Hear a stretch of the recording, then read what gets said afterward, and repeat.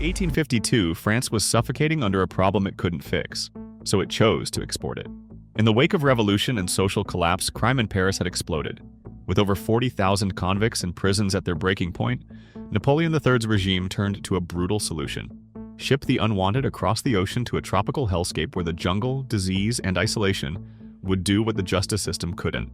Welcome to Devil's Island, where shark-infested waters, flesh-eating ants, and trigger-happy guards ensured that of the 80,000 men France dumped there, less than 2,000 would ever see home again. This wasn't just exile, it was a death sentence with extra steps.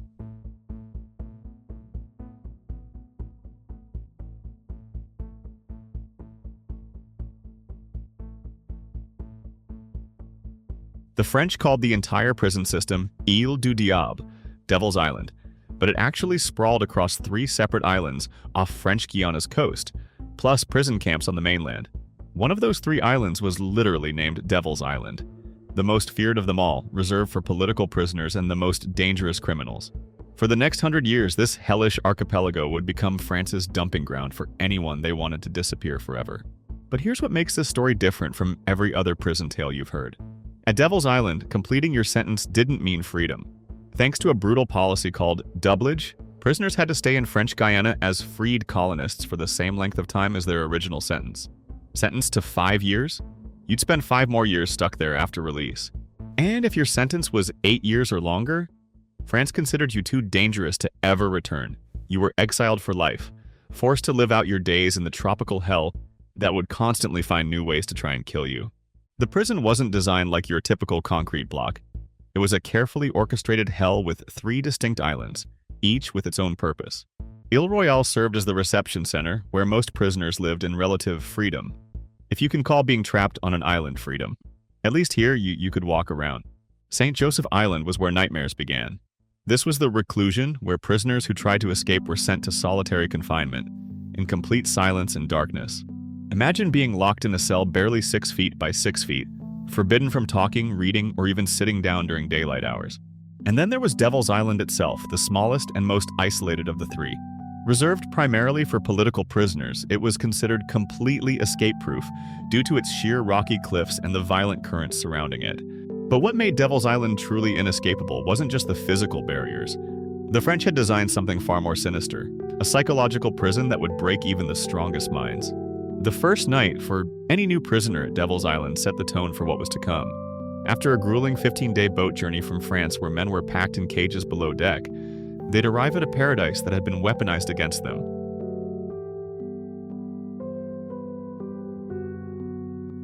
The tropical heat was unbearable, often reaching over 100 degrees with humidity, so thick you could drown just by breathing. Disease ran rampant: malaria, yellow fever, dysentery.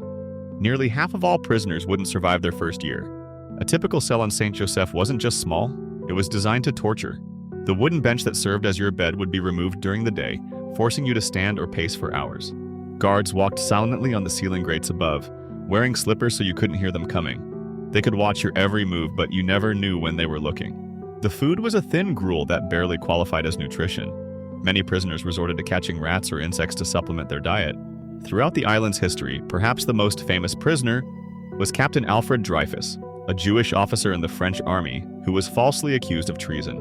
In 1895, he was sent to Devil's Island, where he spent nearly 5 years in isolation. His case became an international scandal, the Dreyfus Affair, that divided France and drew the public's attention to the cruelties taking place on the island.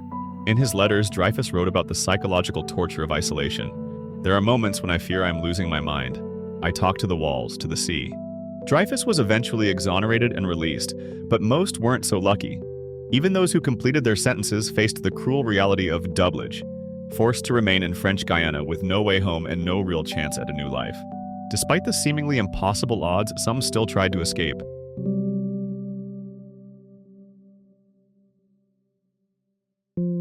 The prison commandant had an eerie warning for those who considered it. "We have 2 guardians, the jungle and the sea. If you don't get eaten by sharks or have your bones picked clean by ants, you will soon beg to return." The most famous escape story belongs to Henri Charrière, nicknamed Papillon for the butterfly tattoo on his chest. According to his best-selling memoir, he made 8 escape attempts before finally succeeding. After multiple failed attempts and brutal punishments, He allegedly escaped by jumping from the cliffs of Devil's Island and floating away on a raft made of coconuts tied together with cloth. But here's where the story gets murky. Was Papillon's incredible escape real, or was he stealing his wild stories from another man? French officials have disputed many details of Charrier's account. Records show he was never actually imprisoned on Devil's Island itself, but in other parts of the penal colony. And in 2005, a 104-year-old man named Charles Brunier claimed that many of the escape stories in Papillon's book were actually his experiences, not Charrier's. What we do know is that only a handful of prisoners ever successfully escaped the Devil's Island prison system. Here are the most amazing escape stories. Eddie Guerin was a bank robber who got sent to Devil's Island for stealing money from the American Express office in Paris. In 1905, Guerin became the first man to successfully escape from the prison. Guerin's 6 Confederates died during the attempt, but the Fox successfully made his escape. Guerin managed to escape in a boat made from a scooped-out tree trunk, basically a dugout canoe. Eddie Guerin and 3 other French convicts escaped from Devil's Island, sailing 200 kilometers on a raft, surviving attacks by sharks before reaching safety in British territory. When he made it to England, the French government tried to get him back, but British officials had heard about the terrible conditions at Devil's Island and refused to send him back. Guerin was convinced that everyone, even the judges who heard his case, was influenced by the Dreyfus Affair, the famous case that had exposed how brutal the prison was. René Belbenoit arrived at the penal colony in 1920 for an 8-year sentence, but his multiple, unsuccessful attempts to escape extended his stay until 1934.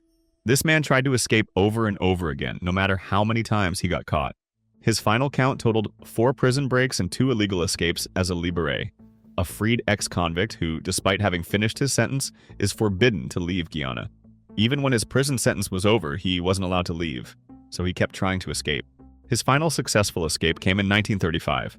After a few months in Panama, Belbenoit slowly continued up the west coast of Central America by foot and stolen canoe, often staying with native tribes he encountered along the way. When he reached El Salvador, he stowed away on a ship to the United States and arrived in Los Angeles in 1937. The most incredible part? Throughout his ordeals, Belbenoit kept a 900-page manuscript wrapped in wax cloth, documenting the horrors he witnessed. He wrote down everything that happened to him, protecting the pages from water and heat for years. In 1938, his memoir Dry Guillotine was published and went through 14 printings in less than a year. The book's title came from what prisoners called Devil's Island, La Guillotine Sèche, or Dry Guillotine, because it was essentially a death sentence by other means. Instead of cutting off your head quickly, the island killed you slowly. By the 1930s, books like Belbenoit's started showing the world how horrible Devil's Island really was.